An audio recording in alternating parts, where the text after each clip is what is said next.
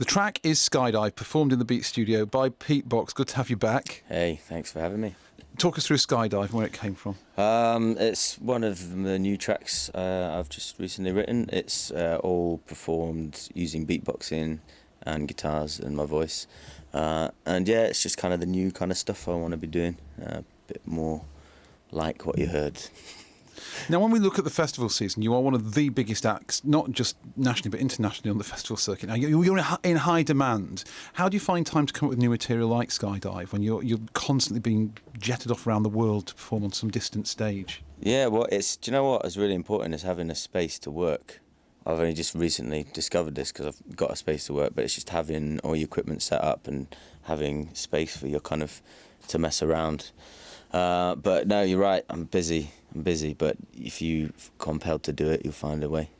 When you say compelled, is that compelled from within? Is it you wanting to move on and do new material, or is there some extrinsic kind of people outside of you? Come on, Pete, come on. It's both. Give us a hit, kill a single. No, you know, when I remember being young and you'd write lyrics and start playing guitar because I sort of fell in love with Kurt Cobain a bit. I remember thinking, like, why doesn't everyone do this? I didn't get it, and I guess, so like realising it is, you know, music, as many other things, it's something that's within you to want to do. And I do want to sort of push myself, and I do want to create new things. So it's both, I guess.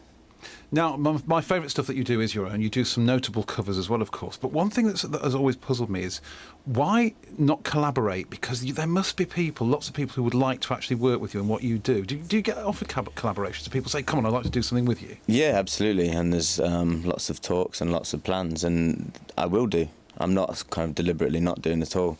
And like, there's loads of people in mind who I'd love to do some stuff with, and kind of loads of projects that I want to start collaborating with people. So that's going to happen. You heard it here first. Can you name names? You're not going to. No, I knew you wouldn't. I mentioned jetting off to places, USA/LA in particular. How was that? Yeah, it's good. It's very surreal being somewhere that you kind of know so well off TV and films, but that you've never been to before. So yeah, that was mainly it. But I've been all sorts. I've been in Eastern Europe a lot. Well, you're massive in Lithuania. Big in Lithuania. I was on a billboard. I was on breakfast TV. But do you know what? That is down. I got booked for a show. Got booked for a festival in the summer, and that went amazingly well. There were loads turned up to that, weren't there? Yeah, loads. And then this testament to the venue and the promoters. They booked me back for a big show, and the venue's quite big, sort of almost Rock City size. It was my headline show, and they went all out with promo, and it's quite heartwarming to think that when people, you know, are exposed to your stuff, then they want to come and see you.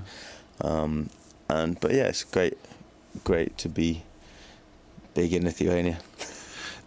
There are lots of young pretenders, people who have clearly seen what you've done, because you're inspiring. You imagine being a 13, 14-year-old kid seeing what you're doing, they want to have a go. Have you seen any that you think actually they could make a go of this? Have you seen Ashmore?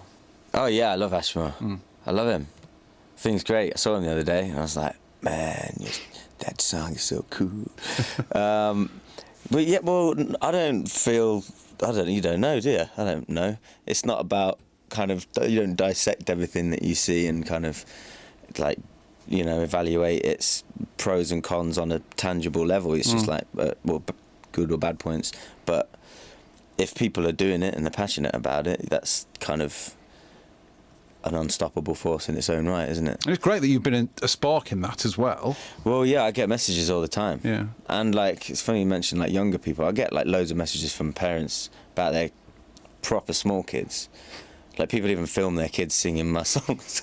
But like bit by bit, you know, like as they're going into the loop pedals, they'll be like, ba ba boy. It's like, who you being? It's like, ThePETEBOX. But yeah, it's nice that your stuff translates, definitely. And then it's amazing to think that people not only are inspired by what you do, but take the time and are kind of so open about it. A lot of people are. They really, really like want to tell you. And I think that's a really nice experience.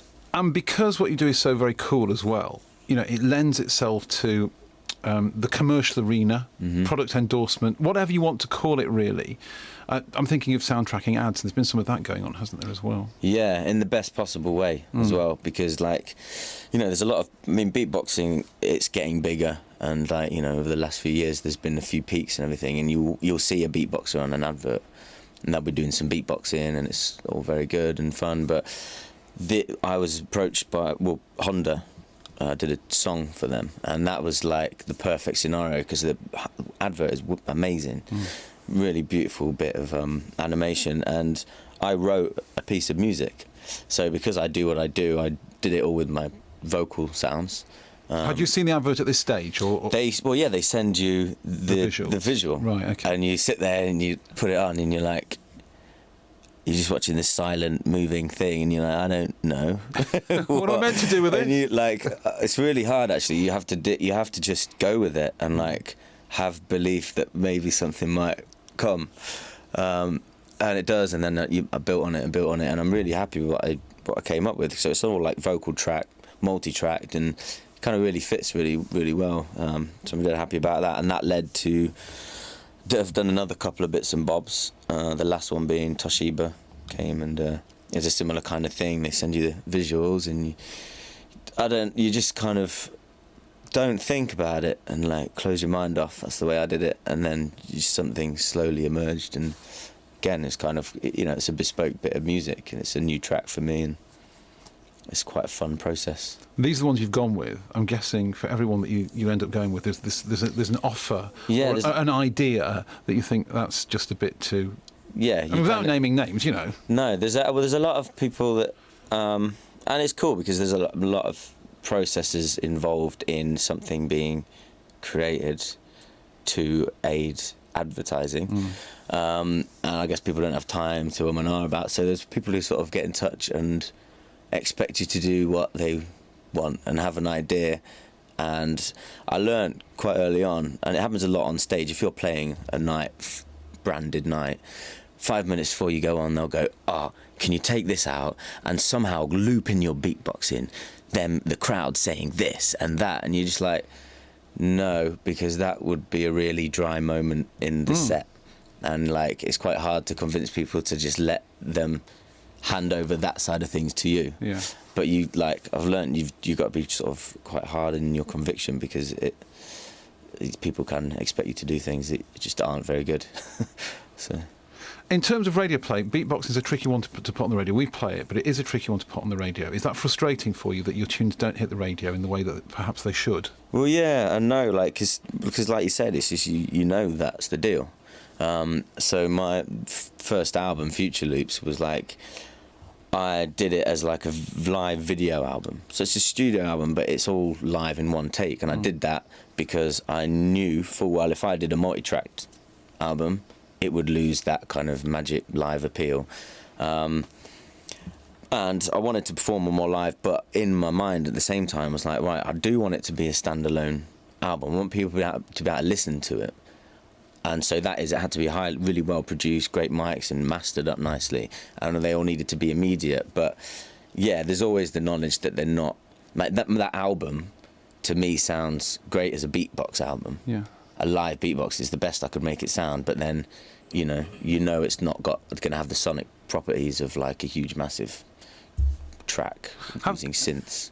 Have you thought about making a track specifically for radio? Because I know your arena, and I know your fans. You are YouTube famous. We know all of that, and that's great. But in terms of getting on radio, have you just ever thought, well, let's just drill down to what radio wants? Well, I mean, no, that's not anything that kind of motivates me. That the way of thinking really at all. But at the same time, the new album, which I'm just sort of embarking on now, is going to sound a lot more massive. Because I don't want to just keep doing what I'm doing. Yeah. The live videos and everything are really great, but I'd want something that sounds big and whole and everything. So in terms of the music, I don't know where it'll fit. I don't want to try and work to a model or anything like that, but sonically, yeah, it will sound big. You're talking about it like you're well into this album. I'm into doing it. That's my thing at the moment. How many tracks do you have, if any? I've got probably about 50 bits, but yeah, actually, it's quite hard because I recently got really on it. I've changed a few big parts of my lifestyle, which enable a clearer mind and kind of sharper focus and ability to work on things, and it's working. Like my mind's alive. It's on fire. Like I'm not saying it's brilliant, but it's just working hard, and so and it's just kind of now marrying that with experience and just going, what do I want it to sound like? Where do I want to go with it? But essentially just working on everything that comes out, because I've got files and files and files and files of gigabytes worth of little sound bites on my phone. Are they well organised? That you go, idea for a song, blah, blah, blah, blah. And that comes because you do music and music's in you. But then you need to marry that with some hard work. You need to sit down and go through it and go, right, I'm going to turn my computer on. And that process hasn't been there, really. Been touring and whatever. But busy. Now I'm just kind of really into the process of just doing it. Okay. And I like it. Pete, it's good to have you back. Thanks for calling in. Thank you. People want to check you out online. Where's the best one-stop ThePETEBOX shop these days? www.ThePETEBOX.com.